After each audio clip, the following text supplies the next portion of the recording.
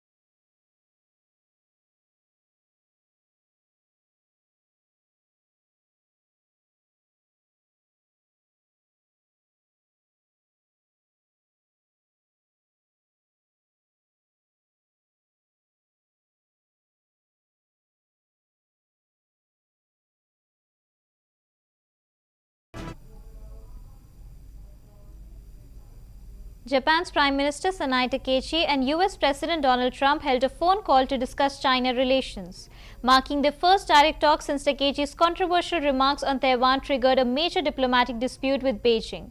Earlier this month, Takaichi suggested in Parliament that a hypothetical Chinese attack on Taiwan could prompt a Japanese military response, comments that provoked a furious backlash from China, including a boycott on travel to Japan. During the call, Trump briefed Takaichi on his recent conversation with Chinese President Xi Jinping, who reiterated that Taiwan's return to China is central to Beijing's vision.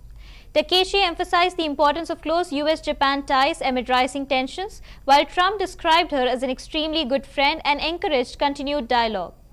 Despite the exchange, analysts note that the spat between Tokyo and Beijing remains unresolved, with little sign of de-escalation in the near term.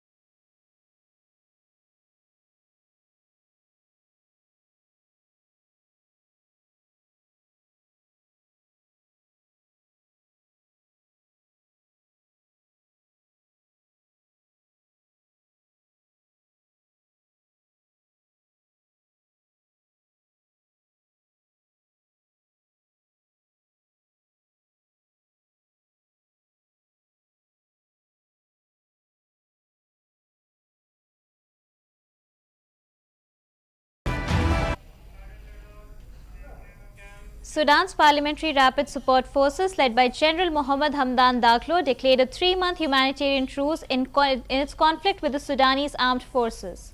The move aims to allow aid deliveries to millions of civilians trapped in the war, which has killed tens of thousands of displaced millions since April 2023. International mediators, including the US, Saudi Arabia, Egypt, and the UAE, had proposed the ceasefire plan, but Sudan's Army Chief General Abdel Fattah al-Burhan rejected it, citing concerns over foreign involvement. Aid agencies warn Sudan is on the brink of famine, with urgent need for food, shelter, and medical supplies. Despite the RSF's pledge, skepticism remains over whether the truce will hold. Forces, General Mohammed Hamdan Dagalo said on Monday that his fighters will enter a 3-month humanitarian truce in their war with the Sudanese army. The announcement, which appeared to announce a unilateral ceasefire, came after U.S. President Donald Trump last week pledged to intervene to end the conflict that has plunged Sudan into famine. We hope the Quad countries will play their role in pushing the other side to engage with this step, and with international efforts aiming to achieve the interests of the Sudanese people. Earlier this month, the U.S., the United Arab Emirates, Egypt, and Saudi Arabia, known as the Quad, proposed a truce followed by peace talks. The RSF initially agreed, but then launched drone strikes on army positions. The paramilitary's announcement came a day after Sudan's army chief rejected the Quad's proposals and criticized the inclusion of the UAE as a mediator, which has been widely accused of arming the RSF. The Gulf state has denied such accusations and said it aims to stop the war. The RSF faces backlash over brutal civilian attacks after seizing al-Fashir in late October, which cemented its control of the Darfur region. In a speech on Sunday, Sudan's army chief, General Abdel Fattah. British low-cost carrier EasyJet has reported a better-than-expected full-year operating profit, driven by strong demand for its high-margin holiday division and resilient bookings from price-sensitive consumers. For the financial year ending September 2025, EasyJet's headline operating profit rose to £703 million, surpassing analyst projections of £669 million. The airline also upgraded its medium-term target for its holidays arm after meeting its earlier goal ahead of schedule, with expectations of £450 pre-tax profit by 2030. Despite challenges such as rising cost and air traffic control strikes, EasyJet's performance highlights the strength of its package holiday business and steady passenger demand, reinforcing its outgrowth outlook in the European aviation market. $28 million this year. The holidays business has helped EasyJet boost its results in recent years. Price-sensitive consumers have helped the airline sector by raising demand for price-controlled packaged holidays. But European carriers have reported mixed results in the final quarters of the year despite strong demand. They've faced growing costs and issues with air traffic control strikes. However, shares were down around 2% in early trade Tuesday. Some analysts were unhappy with a near 3% drop in revenue per available seat. Widespread flooding has devastated 9 provinces in southern Thailand, leaving 13 people dead and affecting close to 2 million residents. According to the country's disaster management agency, heavy rain since late November inundated towns and villages, with provinces including Surat Thani, Nakhon, Sai, Thamrat, Trang, Songkhul, etc. among the worst hit. The tourist hub of Hat Yai was submerged, stranding residents and visitors in homes and hotels. Authorities have declared emergencies in several areas, ordered evacuations from low-lying regions and set up relief centers to provide food and shelter.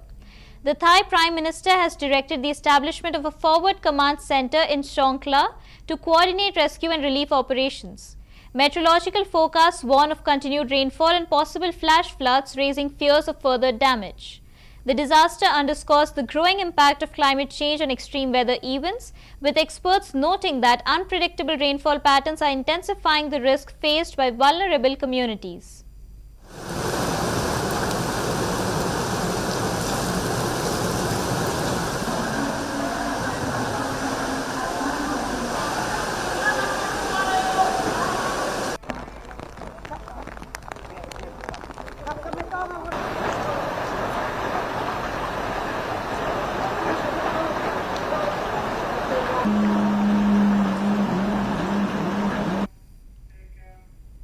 Farmers across Mexico have launched widespread protests, blocking major roads and highways to demand urgent reforms to the country's general water law and greater economic stability.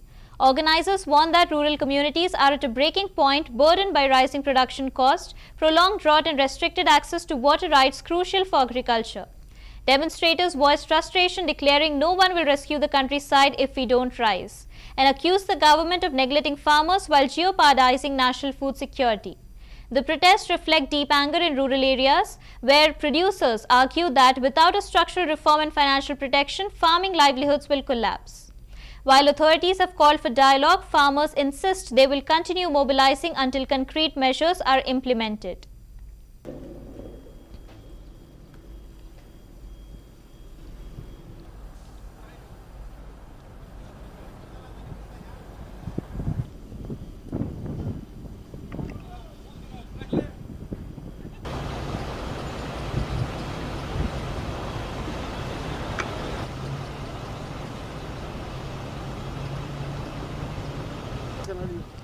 Para el micrófono.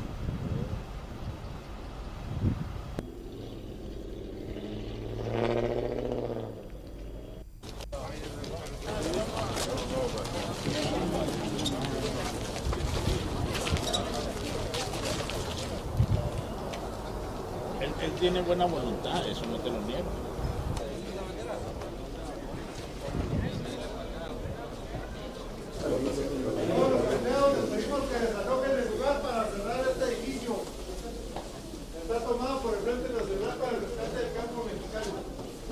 Usted no está para ponernos condiciones, pero sí.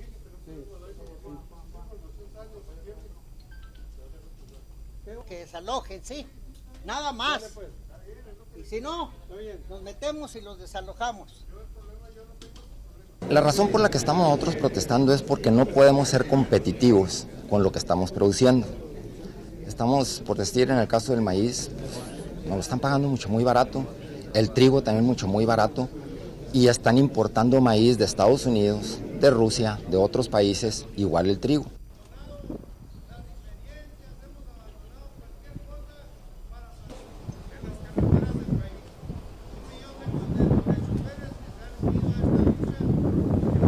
Vamos designando algunos compañeros, alguna comisión, no tan grande, pero no tan reducida, que se quede aquí para... The Russian Defense Ministry has released video footages verified by Reuters showing its soldiers moving unopposed through southern districts of Portswood, Ukraine.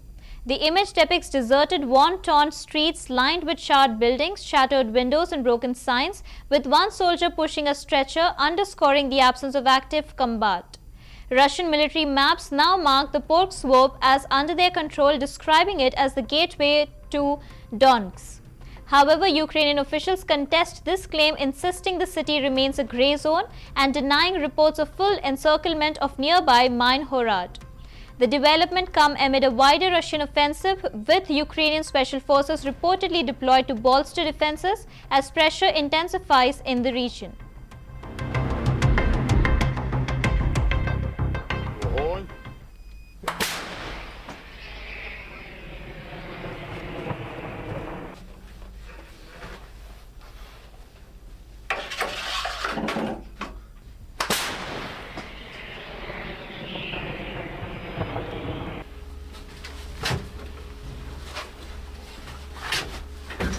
Ну, як вам сказати, на що ми тоді тут воюємо, якщо вони хочуть, щоб ми то все то віддавали. Ми тут захищаємо наші кордони, щоб потім просто взяти та віддати. Ну, смисл тоді оцього всього, всіх жертв. Люди військові зараз гинуть просто капець як масово, плюс обстрілюють мирні міста.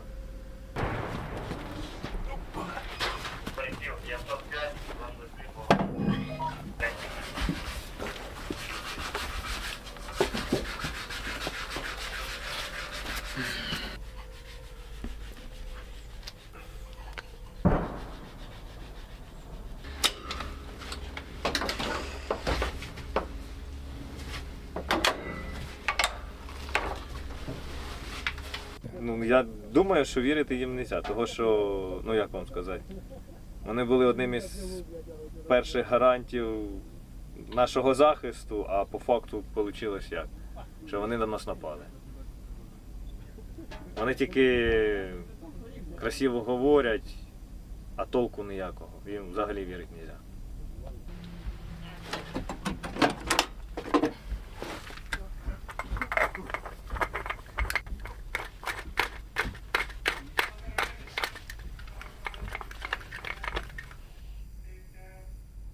Heavy monsoon rains have unleashed severe flooding across multiple regions of Malaysia, forcing thousands of residents to abandon their homes. Entire neighborhoods are submerged, roads remain impassable, and emergency services are stressed as rescue teams use boats to evacuate families trapped by rising waters. Authorities report that the number of evacuees continues to grow, with rainfall showing no signs of easing. Temporary shelters have been opened for displaced families, while schools and public facilities are shut amid worsening conditions. Ground footage reveals residents wading through knee-deep water, carrying children and essential belongings. Meteorologists warn of more intense rainfall in the coming days, raising fears of further flooding and potential landslides, deepening the crisis for vulnerable communities.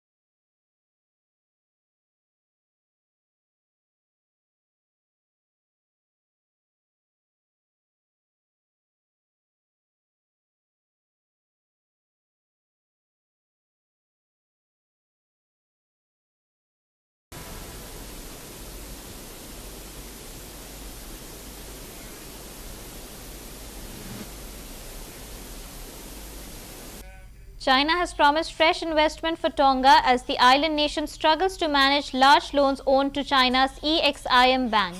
During a meeting in Beijing, President Xi Jinping assured King Tupo VI of renewed financial support, coinciding with Tonga's preparations for its 2025 budget.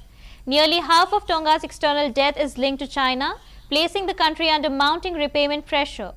As a strategically important player in the Pacific, Tonga has also sought assistance from Australia and the United States to restructure its loan and build resilience against recurring climate disasters. The pledge reflected Beijing's continued influence in the Pacific region, where economic aid and infrastructure investment remains central to geopolitical competition.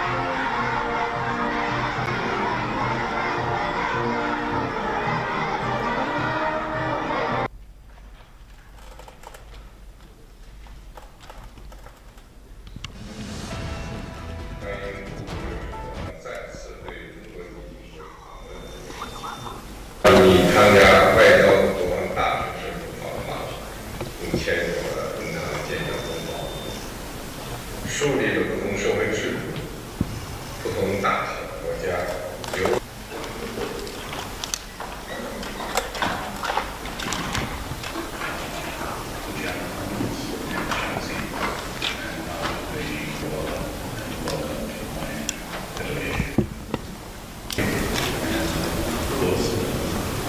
Support our infrastructures. We have many new projects, including 向前发展，推进构建人类命运。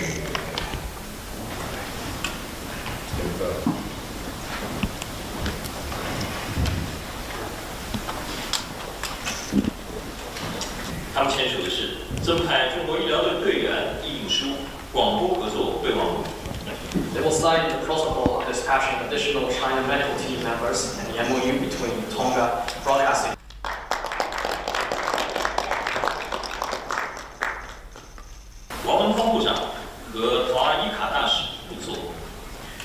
Economic partnership and the MOU on news cooperation. Taiwan's leadership has firmly dismissed Chinese President Xi Jinping's latest remarks on unification, stressing that the island's future will be determined only by its own people. The premier underscored that a return to China is not an option, reflecting Taipei's strong stance against Beijing's narrative. His comments come amid heightened cross-strait tensions with increased PLA activity and growing international concern over regional stability. Beijing continues to frame Taiwan's integration as part of its strategic vision, but Taipei insists on safeguarding sovereignty through elections, defense planning and diplomatic outreach. Regional allies, including the United States and Japan, has voiced concerns reinforcing Taiwan's position that its destiny lies in self-determination rather than external pressure. 解决争端为核心的国际秩序。那我就先分述如下。首先呢，是针对于我国推动今年呢，来自6个邦交国进行了相关的合作计划，还有外交部要呼吁国际社会高度警觉，并且共同反制中国透过虚假不实的叙事以及所谓的法律战，来强化其台湾议题内政化的论据，企图为对台动武寻求虚假合法化的恶劣意图。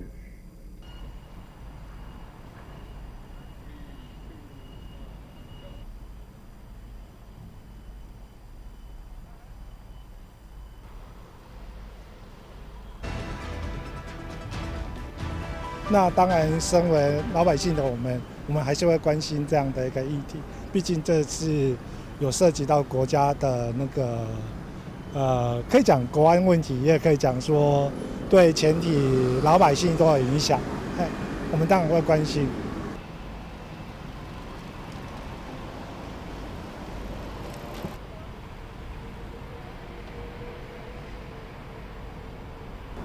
毕竟两方的两岸关系是属于一个怎么讲，应该是有点不对等的一个关系啦，那。Kyiv endured another night of heavy bombardment as Russia unleashed a fresh wave of drone and missile attacks on the Ukrainian capital. Air raid sirens blared for hours while air defense units intercepted incoming projectiles, though several explosions lit up the sky across multiple districts. Local authorities reported fires in residential areas and damage to civilian infrastructure, with casualty figures still under assessment. Emergency services worked overnight to rescue residents trapped in damaged buildings and contain blaze. The assault marks a further escalation in Moscow's campaign against major Ukrainian cities following days of intensified strikes nationwide. Kyiv's administration urged residents to remain in shelters as debris from intercepted drones fell across neighborhood. Officials stressed the air defense systems prevented even greater destruction.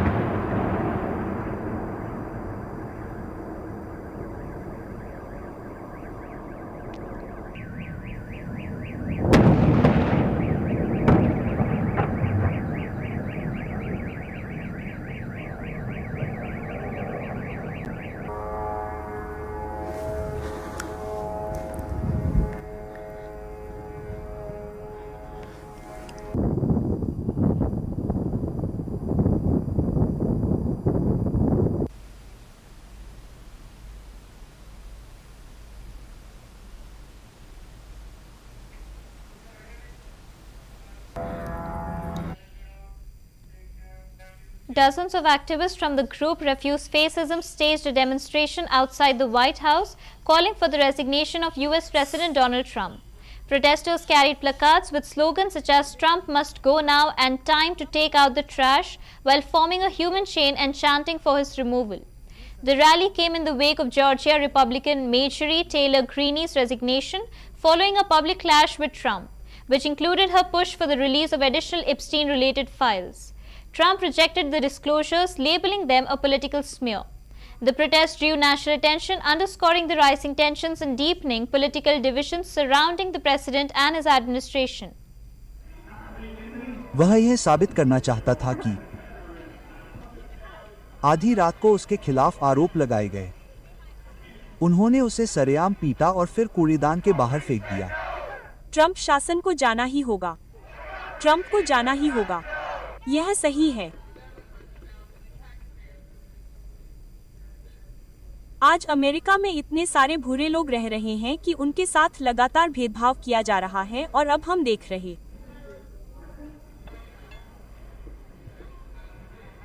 हैं कि Donald Trump पार्टियों को जाना ही होगा। उन्हें बाहर निकालो। खतरा, खतरा। व्हाइट हाउस में एक फांसीवादी है। खतरा, खतरा। रास्ते में एक फांसीवादी है। Trump. Brazilian President Luiz Inácio Lula da Silva, addressing a major economic forum, declared that Brazil must not remain a mere exporter of critical minerals but instead pursue deeper industrial partnerships, particularly with nations of the global south. He argued that the current global economic order leaves developing countries dependent on raw commodity exports while wealthier nations benefit from advanced industries. Lula urged Latin America, Africa and Asia to collaborate on joint manufacturing, clean tech investment and new trade models that reduce vulnerability to external shocks. Highlighting renewable energy, battery production and green industrial projects as priorities, he stressed that Brazil's role in the energy transition should focus on innovation and resilience, rebalancing trade relations long dominated by the global north. And we have to make a decision. We are not going to be exporters of critical minerals. If we want to, we will have to industrialize our country so that our country can earn that money.